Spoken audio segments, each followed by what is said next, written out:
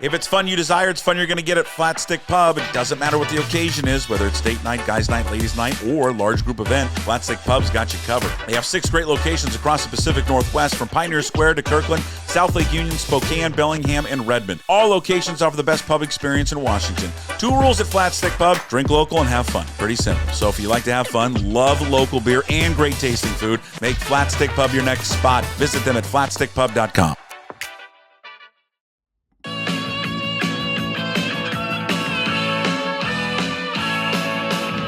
It's Cougar football Saturday, so come on down and watch the home team play. Now we're talking football. It's time to cheer.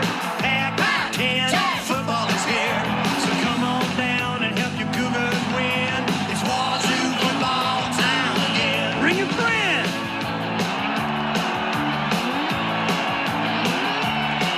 Do a little tailgate. Here we go. It's Old Crimson. It's all brought to you by FlatStick Pub. It's Cougar owned and operated. 6 great locations across the state: Kirkland, Pioneer Square, South Lake Union, Spokane, Bellingham, and Redmond. They've got you covered for date night, guys night, ladies night, large group event. It's great for kids and, of course, great place to watch and celebrate the Cougs. Visit flatstickpub.com. Joining me every single week. He always gets mad that I always make him go last. Ladies and gentlemen, from the Edward R. Murrow School of Communication, with stops at the Seattle PI and countless other radio stations which he's been fired. Ladies and gentlemen, it's Jim Moore, the go-to guy. Follow him at Cougs Go. And All-American safety, Paul Sorensen, who one friend of mine told me he's starting to look like golf analyst the late Peter Allis as he continues to age. Jim, do you know what I'm talking about? You suck at introductions. Doesn't he I look thought it like was Peter great. Allis? You're talking to He's in his age. Sorensen like he's old. He's a former All-American. Give him some respect. Shouldn't we just say and All-American? by the way, I was fired because I was on a show that must have sucked too, that you were the host of. No, I didn't. Well, no, yeah. Well, I mean, I didn't get fired. Well, Well, I didn't get fired. You did. Yeah, and I know Jim, you your didn't have best, anything to your do with the best show claim that to I was fame on? is your best claim to fame, Jim, is you got fired as a volunteer. That's even really that's awesome. I love that. That's one of my favorites.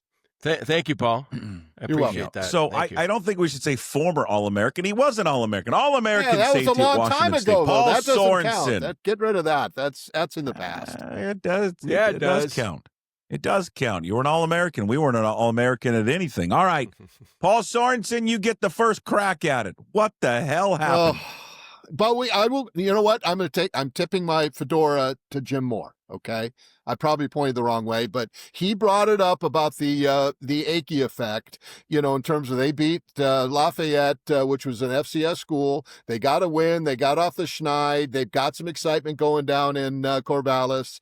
He kind of sable rattled a little bit and basically, you know, Washington State walked into a trap game. This is the 5th team that has had a bye before they played the Cougs, and they walked in flat. Zevi had his worst game. You're playing with second and third string offensive linemen. They threw blitzes at him. They had him off his spot. He was awful. By the way, a little interesting stat: the Cougs right now are -7 on the season in terms of turnovers. They haven't had a holding penalty called against the teams, the defensive, you know, when the Cougs are on defense, since the Ole Miss game, which is interesting. So those are really disciplined teams in Virginia, Toledo, and now Oregon State, which I think is unique. 10 penalties, 90 yards, 2 turnovers, 1 for 3 in the red zone when you throw an interception into coverage and then you miss a field goal, and everybody has been debating that last play.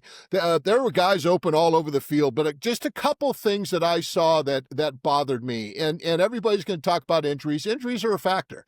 2 positions that you can't get hurt at in college football, your offensive defensive line. And I think, this staff has done a great job of getting guys up to speed, even if they're second and third string. And when somebody goes down, the next guy has to step up. And I think up to this point, they've done a pretty damn good job of getting guys to step in there and play. But it was pretty obvious on Saturday that the guys that were in there trying to block on the offensive line had issue. And that was the thing that we saw. But I think Zevi really played poorly and kind of tried to get outside his zone, and that really came back to bite the Cougs. Jim Moore, we praise you. You were right. You were concerned all last week. We poo-pooed you. I poo-pooed you. You were concerned about Rob Akey, and it came to fruition. How the hell did Rob Akey's a traitor. He should have laid down for us. Yeah, he didn't though, did he? But don't we love Akey? I mean, come on. Not last week. I didn't love him last week, but I read, you guys know more about the X's and O's than I do, and I know Puck's going to talk about Zevi having open receivers and everything, but I try and weigh out, because I'm, just such an intellectual guy. I try and figure out the emotional, intangible, mental things that go into a game, and Paul, you talked about being a trap game. I was concerned about it with Akey being the new coach. I know they beat Lafayette the week before, so it wasn't his first game, but still, the Pac-2 thing, I don't know, the whole thing just, it stunk to me. It just added up that it was a spot where we were going to lose, perhaps. And we still could have pulled it out, still could have been like the Idaho game. I thought we were going to do it after Freeman had the nice punt return, set us up in great shape. Forget about overtime, get the touchdown, win 14-10, go home, and beat the hell out of them in the last game of the year at Martin Stadium. And I thought that's the way it was going to play out. Plus, we would have covered, too, because we were favored by 3.5. I was hoping for that. So none of it happened. I feel bad for the kicker. I mean, some people don't feel bad for the kicker, but I do. I thought about his parents. I thought about the bus ride home, how he was feeling. And so it was just one of those things. 50 years of watching Cougar football, we've seen a lot of losses, or I have, not as many as you guys. And I mean, just, what the hell? I mean, we lost a game that we should have won, and, it was too bad. And I was happy that I didn't go to the game. That was the only thing I can say came out of it that I was glad about, that I didn't drive over there and watch the damn game, because I picture myself out of watching the game at Research Stadium going, shit, jaw dropping on the concrete, hearing the chainsaw all game long, and then losing to boot. And $100 to boot. So what the hell? But, we're still the Cougs, and we're going to bounce back. All right, so the biggest thing, Paul Sorensen, that has come out of this game, if you're on social media, which is really I think a safe place for open dialogue and I think rash behavior, and it's it's a wonderful place to be. Everybody wants the offensive coordinator Danny Freund fired. Want him removed immediately from his job. What say you, Paul Sorensen? Want him fired? No. Go ahead. I'm sure there are much smarter people in the the Coug fan universe and on Twitter and Facebook and all those other things. But that's the perfect. There's always has to be an excuse, guy. It's like a nose. Somebody's got to get picked on. Okay, so Danny Freund's the guy. They've got their finger directly up the nostril right now, and he's the first guy that they're going to go after. But when you look at the dudes that are out, Christian Hilborn and Brock Dew, the center, went out in the second quarter, and they basically had nobody playing. None of the starting offensive linemen are playing in the same spot or even playing, from that perspective. And yet they gave up. There were two big plays that Oregon State had. The one pass play, the guy made a great catch on the sidelines, and then the one run where I saw two holds on the play that weren't called. That was the only thing the defense gave up the entire game. And yet they still had a chance to win the freaking football game. And so Danny Freund is the bad guy for not. Now, I will say one thing. This is what I would like to see basically come to play. There were a couple of times where you had guys roll up for Oregon State in press.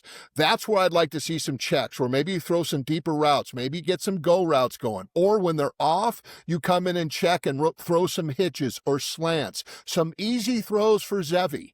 Give him some opportunity. The dude's almost at 11,000 yards in total offense. Give him some flexibility at the line of scrimmage to check. Okay, so if there's something going on along those lines, let him have the ability to make some plays at the line of scrimmage in terms of check. Flare the back out of the backfield. Run a tight end smash where he blocks and then just releases in the flat. Little easy throws like that, because those areas are open. So that would be the only thing that I would critique to see maybe make some tweaks, especially during the bye week where they're licking their wounds right now because they're getting hammered and they lost to a team they should not have lost to. Oregon State did not win that football game. Washington State lost that football game.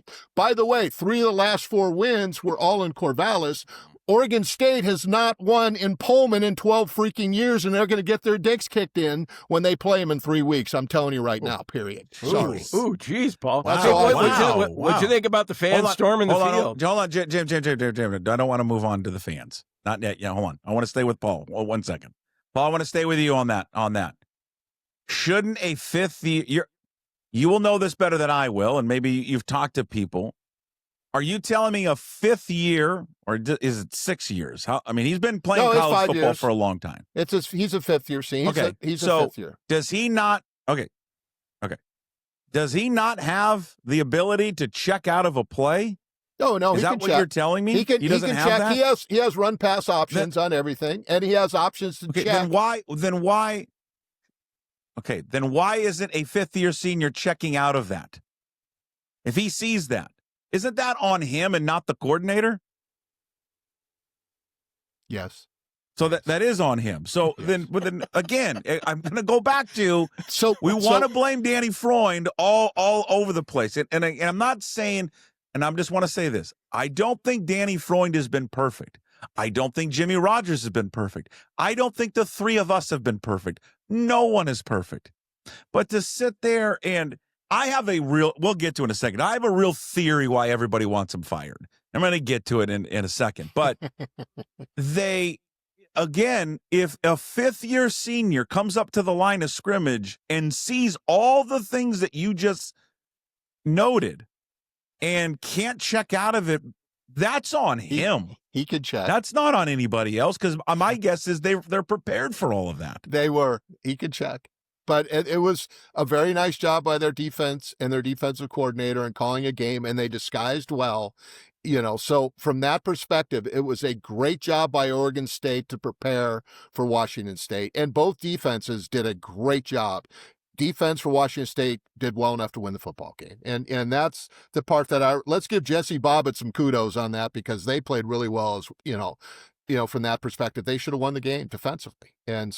And even special teams, that punt return set everything up to give them a short field to go down there to kick the damn ball through the goalposts, unfortunately, because of the sack at the end, and that set up a weird angle. Poor kid missed it. So anyway, that's what I got. Jim, before you move on to the fans, I want to ask you the same question. Are you upset with Danny Freund? Do you not like the direction of the offense? No, I'm not upset with Danny Freund. I'm usually not upset with any offensive coordinator, and I'll tell you why. And I know that the criticism is justified sometimes. I get a kick out of it, though, because they call a play. And the reason he called the play that he called is because he thought it was going to work. And the reason he thought it was going to work is because he's done a lot of study all week long, Oregon State defensive tendencies, what looks good to me at 3rd and 4. This is our number one play call when it's 3rd and 4, whatever. And we sit there and armchair quarterback and say, oh my God, it didn't work. Why'd he call that? If that play had worked, we'd have been going, oh shit, Danny Freund, offensive coordinator of the year. I always come back to that. Like Darrell Bevel in the Super Bowl and, always getting blasted for not handing it to Beast Mode and all that shit. It just drives me fucking nuts because it can't be assumed that Marshawn was going to score. I went back and looked. He had a bunch of handoffs at the 1 yard line during the season where he didn't score. They called a play that didn't work. If it worked, they would have said, oh my God, Darrell Bevel, coordinator of the year. So Danny Freund, I'm having a hard time even pronouncing the guy's name, but I think he's doing a good job. And we just had a bad game. I came out of it going, damn it, we lost. But I'm not looking for anyone to blame. I'm not looking for anyone to fire. I'm just, thinking that this has been a good season overall. I'm surprised we lost to a 1-7 team, but, leave Danny Freund alone. Here's my working theory why so many on social media, so many Cougar fans are upset and want to change at offensive coordinator. I'm convinced that there is a portion of this fan base that if we would have lost the game in a similar fashion we lost last year, or it was a 45-42 loss, which was, I don't know if that was the exact score last year. I think it was 41-38, something like that.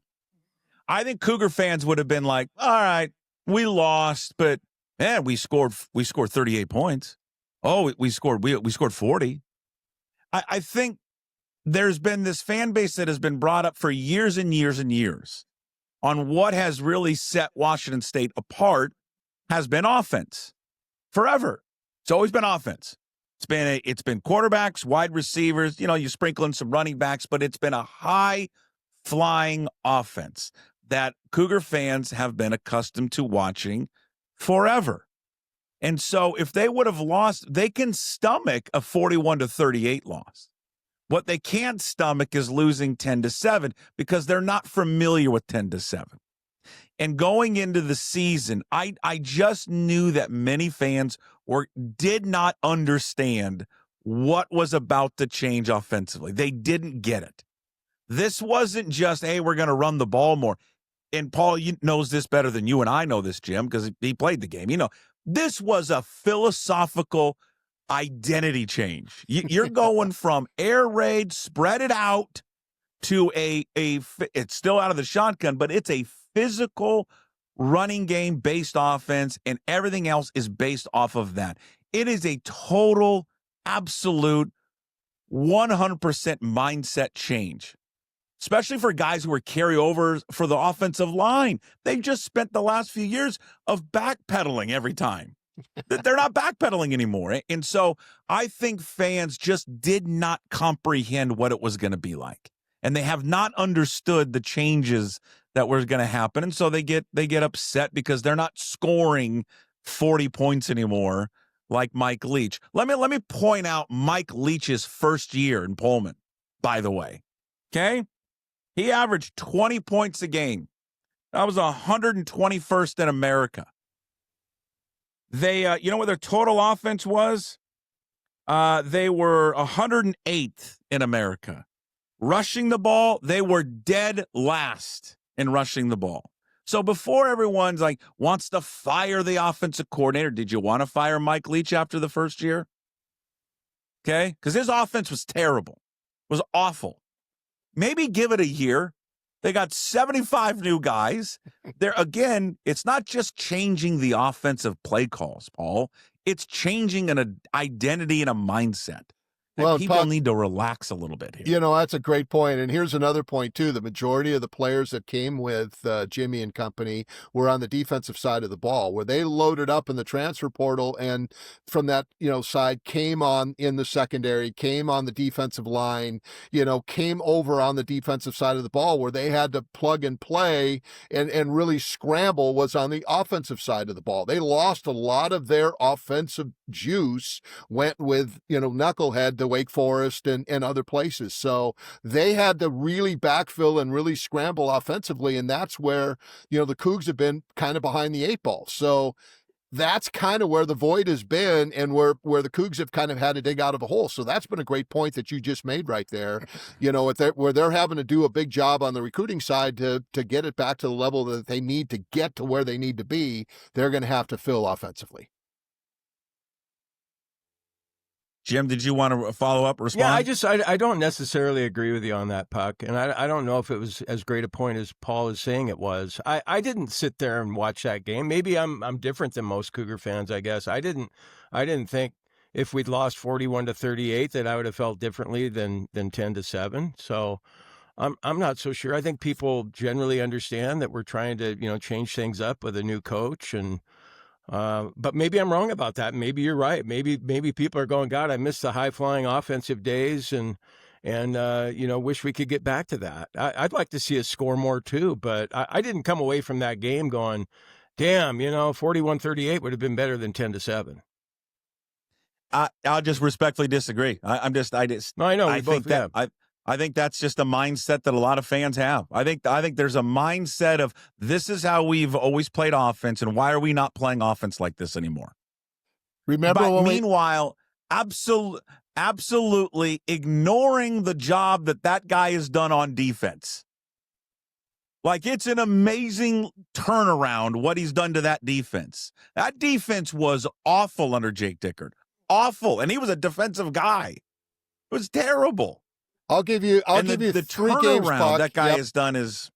I'll give you 3 games. Meanwhile, hold on, Paul. Meanwhile, offensively, the last 5 games they've averaged 145 yards on the ground. So, and who would have thought that after the Idaho game? Nobody. We couldn't move the ball at all on the ground against the Vandals.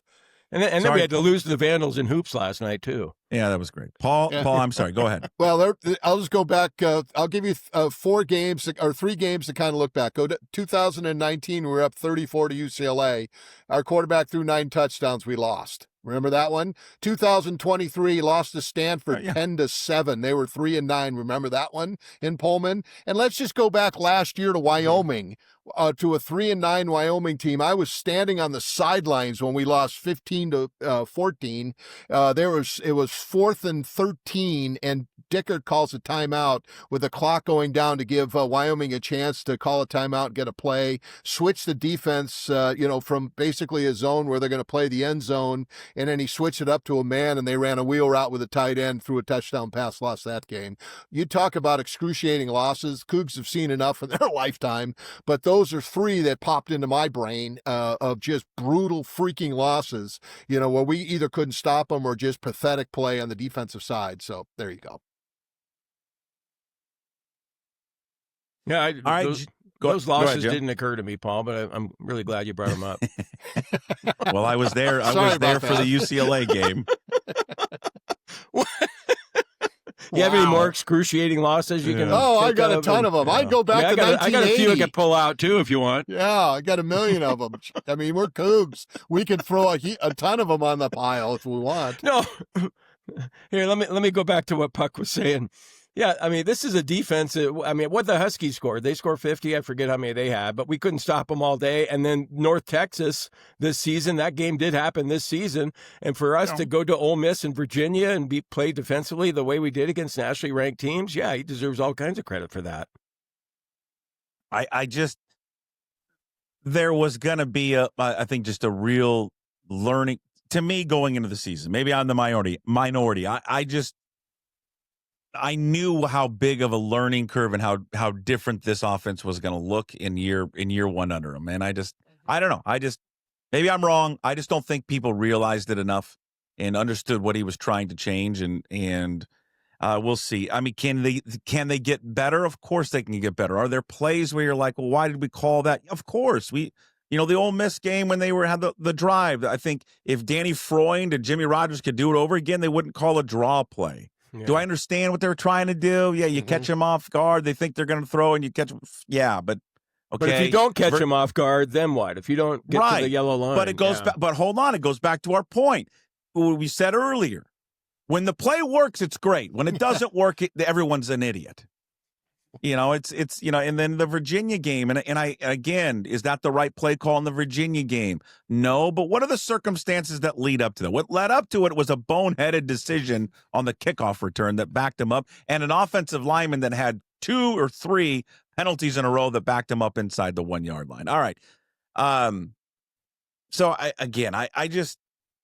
I would pause on the sky is falling for this team, and I sent this video to you. It's out on social media. I cut up all of his throws in that game for Xavier Eckhouse. Not all of them, but the ones that he egregiously missed. And I would just want people to go look at that. And you tell me where the offensive coordinator needs to be blamed. I'm not going to show it here and whatever, but, he misses a wide open Josh Meredith on a post pattern. I mean, wide open, and overthrows him. He misses Josh Meredith when he rolls to his right and throws it 4 feet behind him. He's wide open. For a first down. He misses that would have been a first down. Noga for a first down. Yeah. On the final drive, he misses Noga on an out pattern that picks up a first down. He misses Noga over the middle, who's wide open. On the play that everyone hates, the third down play where they go for it. That play, if you watch it again, 23, the tight end Lecter, he's rolling, and he's out. He's got a step on the cornerback.